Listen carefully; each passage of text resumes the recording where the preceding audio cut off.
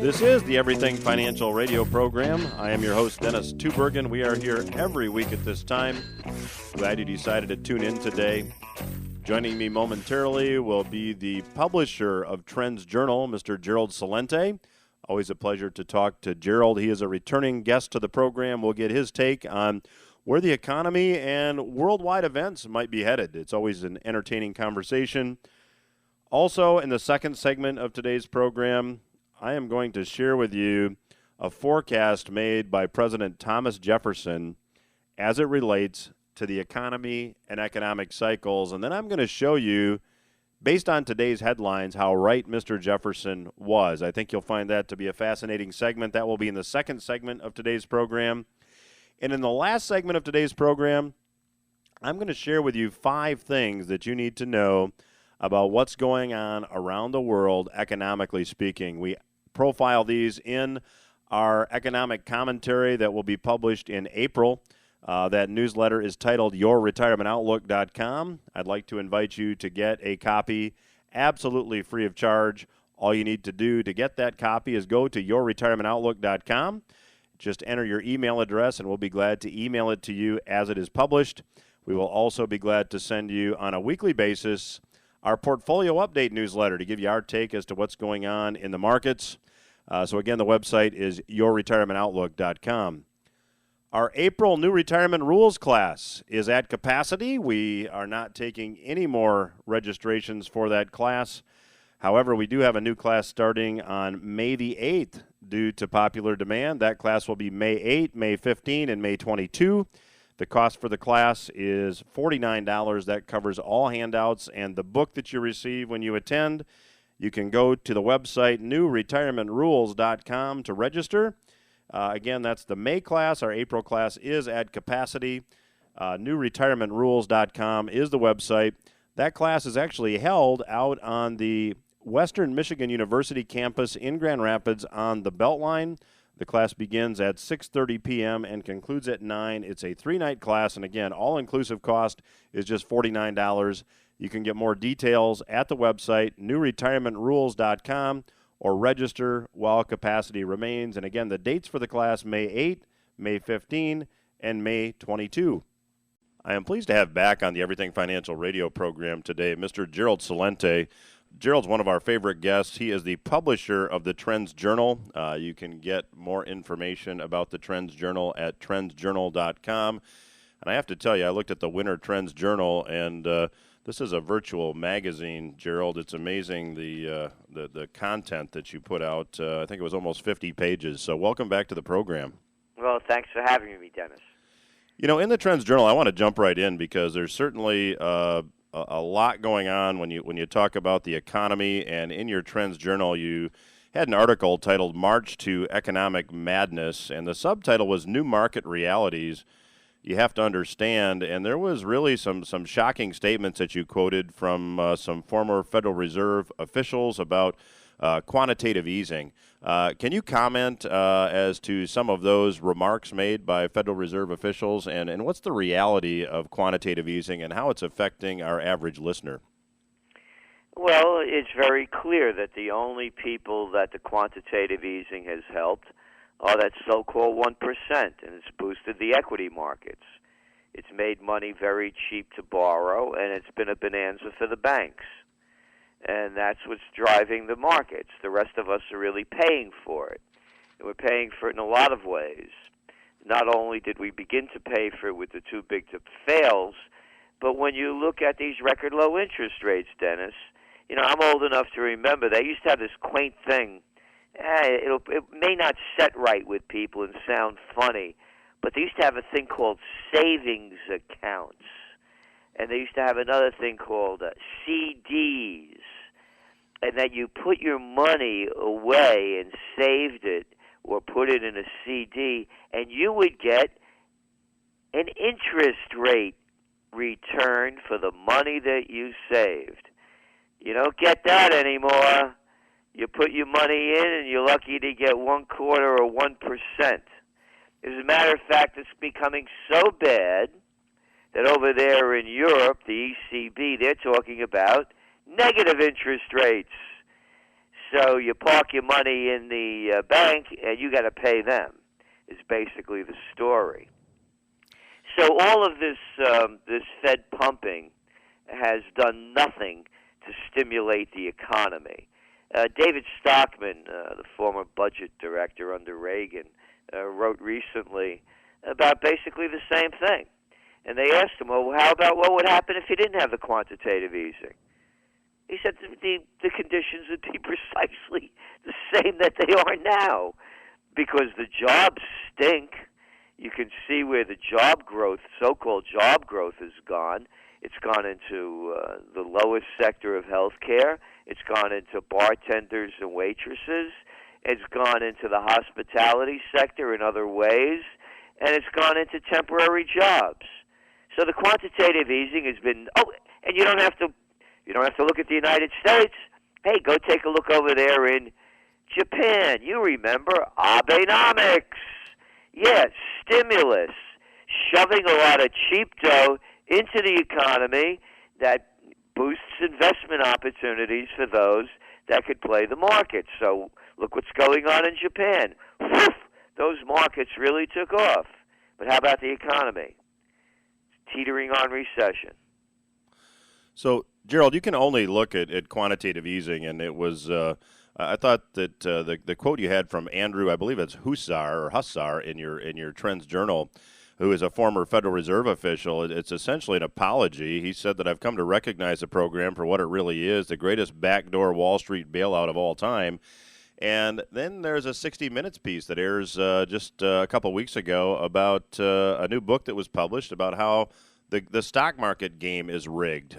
Can you comment on the 60 Minutes piece as well as this confessions of a quantitative easer, if you will? Yes, on the quantitative easer, I mean, how could anybody deny what the guy says? You know, he's there making the policy, and he said precisely what I just said, and but he gave it the inside credibility. And also, when you look at this new book that came out and the big, to-do it's making about the high-frequency trading and how they're trading on algorithms and milliseconds to place the trades, it's nothing more than it's an advanced version of card counting at the casino, but you know what's already going to be dealt. And for anyone to think that the market's not rigged, again, this is old news. And a guy comes out with a book and it becomes big news. Go back to this guy Jim Cramer on Yahoo Tech Ticker several months ago. He came out with a new book too. Every time they come out with a new book, they shoot their mouth off somebody. And he came out with, yes, the market is rigged. Look at the LIBOR rates. We're talking what, Dennis? $5.3 trillion a day being traded? It's rigged. They're busting people all the time. Look at the LIBOR rate, the interest rates that are set.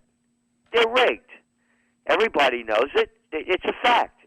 They paid fines. That's the other thing. Heads never roll. Only fines are paid. But boy, you better not jaywalk. Don't go over the speed limit. You're too close to that yellow line. I mean, can't people see what's happening? So it's clear as day that the markets are rigged. And then, of course, now they're looking into the gold market. That's rigged, too.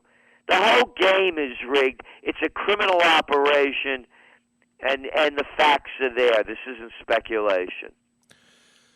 We are chatting today with the publisher of TrendsJournal, Mr. Gerald Celente. You can get more information on his work at TrendsJournal.com. I'd encourage you to check it out. And Gerald, we've got about a minute and a half left in this segment, so just quickly speaking, how does this lunacy stop? When does the QE stop? When does it all come crashing down?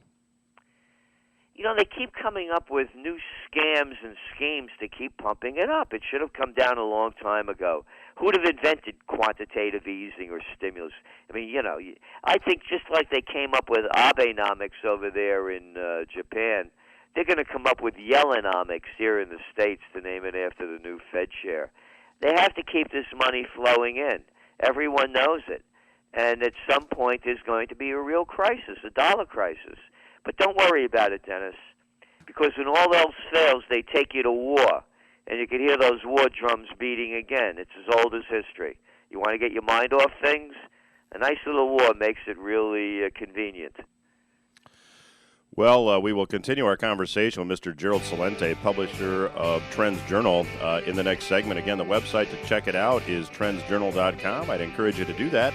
We will continue our conversation with Mr. Celente when Everything Financial Radio returns. We hope you'll stay with us.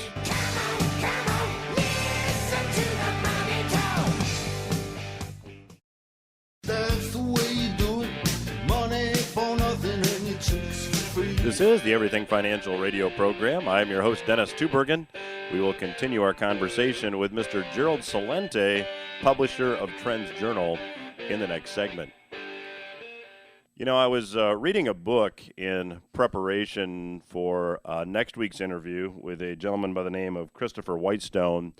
He wrote a book called The Silver Bomb, and on the inside cover of his book, prior to the introduction to the book, there was a Thomas Jefferson quote that I often use in my class as well that really is almost prophetic as to where we are today in the economy. I want to share that quote with you. This is Thomas Jefferson. "I sincerely believe that banking institutions are more dangerous to our liberties than standing armies. The issuing power should be taken from the banks and restored to the people to whom it properly belongs." By issuing power, Jefferson is talking about issuing power of currency. Who issues the currency? If the American people ever allow private banks to control their currency, which is really the model that's been embraced all around the world today, first by inflation, then by deflation, the banks and corporations that will grow up around them will deprive the people of all their prosperity until their children will wake up homeless on the continent their fathers conquered. That is prophetic. In fact, this is a quote that I use in our new retirement rules class. And by the way, our April class is full.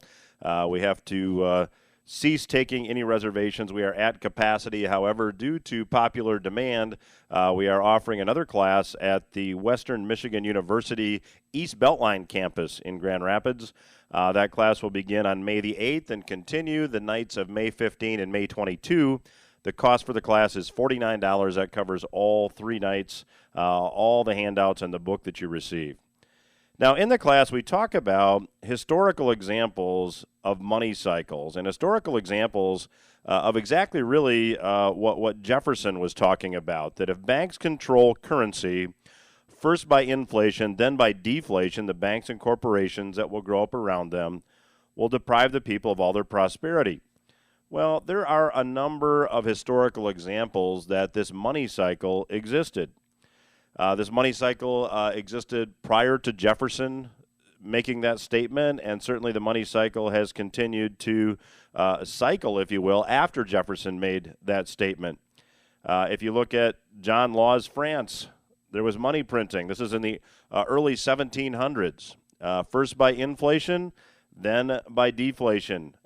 Weimar Germany, we all have heard stories about the inflation, but once the German mark was actually destroyed as a currency and the Rentenmark was put in place, all the debt that existed was recalibrated and deflation set in.